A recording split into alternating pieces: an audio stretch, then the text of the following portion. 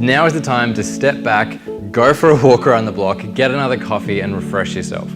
Nobody likes the first version of their model. One of the easiest ways to force yourself to innovate is to pick any two parts of the canvas and freeze them.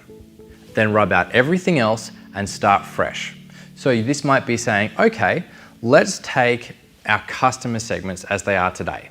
Keeping them the same, what is a new product we could sell them? If we had to scrap everything we do at the moment, what else could we do that would solve a different problem for them? You can also do this in reverse. You can keep your existing product lineup and scrap your customers. Who else would see a compelling value proposition in what we do, but maybe for a different reason? It's also good to scrap your price points. You might decide to experiment by saying, okay, what would happen if we had to make what we do 3 times more expensive? Or the other way around, you could say, what would happen if we had to give our core product away for free? What other revenue streams could help compensate? How else could we sell advertising or partner with somebody else? What would happen if we made our money off peripheral products or services? What would a freemium version of this look like? These are really hard and often quite confronting questions, but that's the best way to be innovative, is to throw yourself in the deep end and start to experiment with what would happen if we were forced to step out of our comfort zone.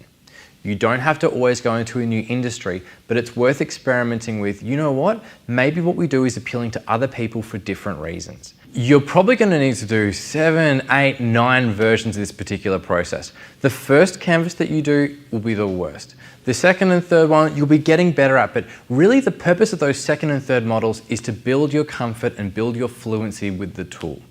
You're not going to get this right on day one. The aim is to be comfortable enough with how it all works so that when in the future you start to think about, you know what, I found out something interesting in a meeting today. What would that mean for my model? That's what we're looking for. The business model canvas is not just an item that you own and laminate and then stick up on the wall.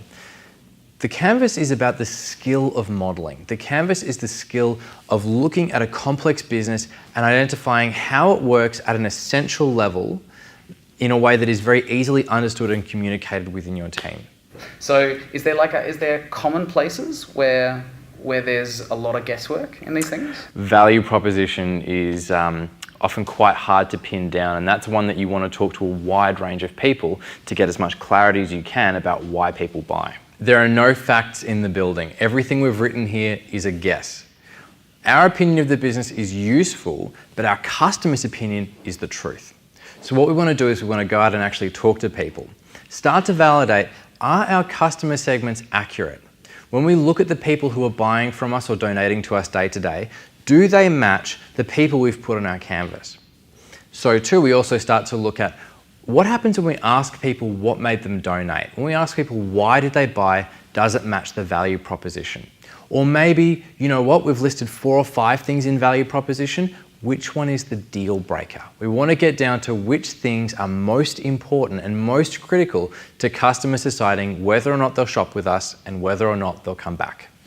The fact is, for most social enterprises and non-profits, the hardest thing is staying in business. If you want to have meaningful impact, step 1, stay alive. You actually have to stay in business for the next 12 months.